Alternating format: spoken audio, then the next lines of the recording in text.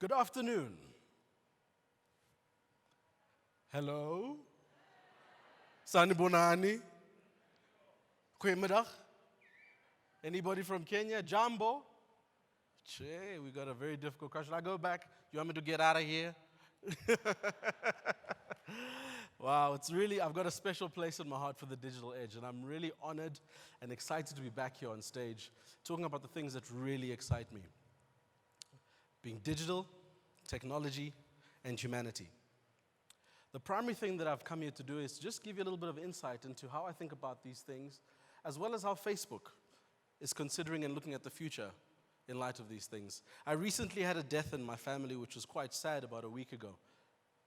And the thing that happens when people die is that there's a moment of reflection generally.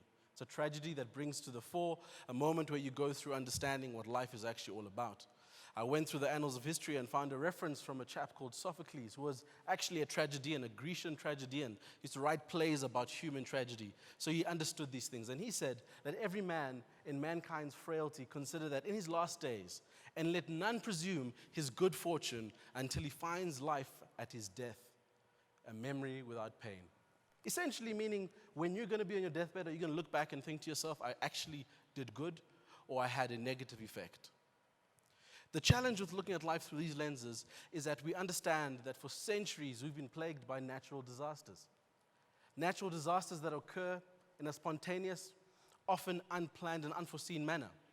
And the challenging thing with natural disasters is that they devastate and they leave nothing but disaster in their wake.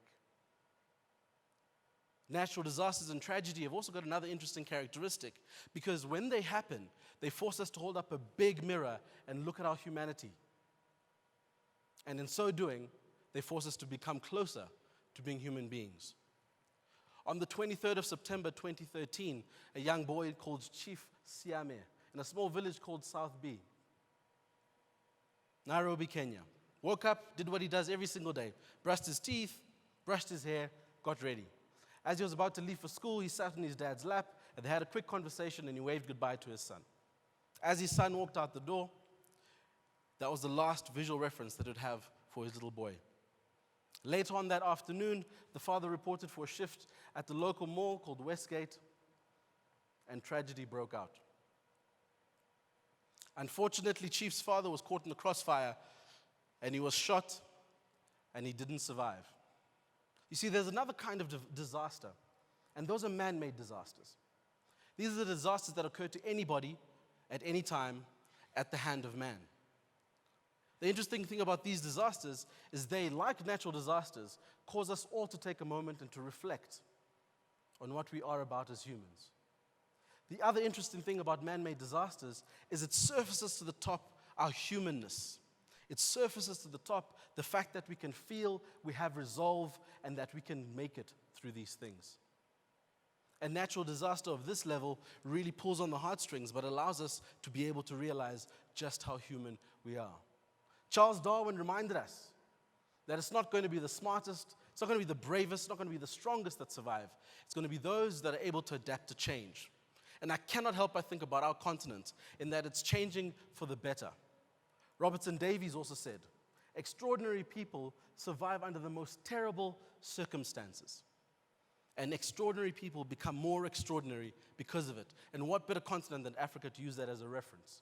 All through time, we've been using technology to solve problems, whether it's in the medical field to preserve life or to ensure life. Whether we look back into the Maasai and we look at simple stone tools that we use there to make life easier. If we go across to Egypt and we consider that we had people that were looking at technologies that were understanding geographic and scientific occurrences long before it became popular. And if we go across to the Niger Congo and look at a simple thing like a talking drum, which essentially is able to mimic the tonal way which the Niger Congo language is spoken between its people. The talking drum allows you to be able to play a specific rhythm and a specific tune and broadcast it over 160 kilometers, essentially meaning within 2 hours you can spread a message of either incoming danger or a celebration within your community. Africa has been embracing technology since the beginning of time, and I fundamentally believe that we're an interesting mix. We're in an interesting eye of that moment where we can use technology to solve human problems. First, understanding that humanity is important, and secondly, that technology can be the solution. In the middle of that, we'll be able to create not only meaningful solutions, but solutions that are centered and fundamentally change the lives of people. This is interesting because Facebook as a company is all about real people. Real people that come to us every single day, trust us with information that could be at your highest high or your lowest low. Over the years, we've made sure that our business is fundamentally all about allowing these people the power to share in a more open and connected way. It gives them the power fundamentally to connect to the things that are important to them and to discover a world in which they're growing to express themselves. If you indulge me for a moment, and I had a Oprah Winfrey second, and I said to you, look under your chairs. And there happened to be a white envelope. Don't do it, there's no envelope. But if you indulge me for a second, and under your chair was a little white envelope with a return ticket to Italy, and I said to you, all you need to do is get on a plane and tell me about your experience. You'd fly, you'd land, and you might send me a text message that says, wow, Musa, Italy is beautiful. A few years ago, that was your limitation. A couple of characters and a Nokia phone with Snake, where the snake goes through and comes out the other side, but that was your limitation. A few years later, we start to see that a picture actually spells 1,000 words. So you're able to add a richness to sharing this experience. What we're grappling with at the moment is understanding, how does video play into this mix? How does video help people to share and continue to express what is most important to them? And in the next few years, as has been alluded to already, augmented and virtual reality. For us as a business, it's important to understand these phases because we plan to build a 10-year plan. In the first 1 to 3 years are very important that we landed a platform that had 1.4 billion people, each coming to us, trusting us with information. Instagram will be soon in market in South Africa. And what's very important about Instagram is it's a platform that allows people to explore their passions and get closer to their own humanity, to the degree that they're spending on average 21 minutes a day on Instagram. In the next 3 to 5 years, we're launching Facebook Messenger as well as WhatsApp, commercial enterprises that will be able to explode the opportunity available fundamentally in those platforms. And last but not least, we're going to be looking in the next 10 years how to commercialize Oculus, which fundamentally is going to change the way people share and express what is important to them.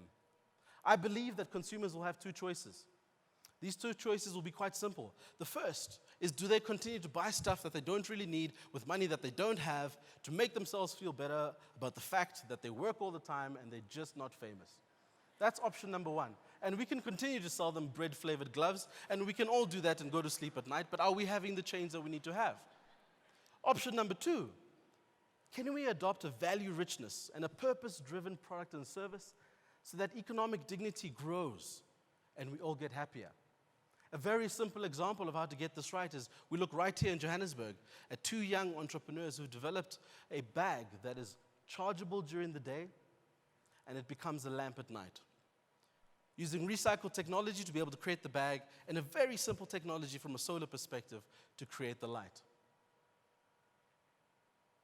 I think it's important that what we take away from today is that while things are changing and they could potentially be crazy, and there's lots of visions and imitations of how the world will become a Terminator-looking like environment, lest we forget, in our thinking, our strategizing, and our planning, we should act like humans before we think like brands.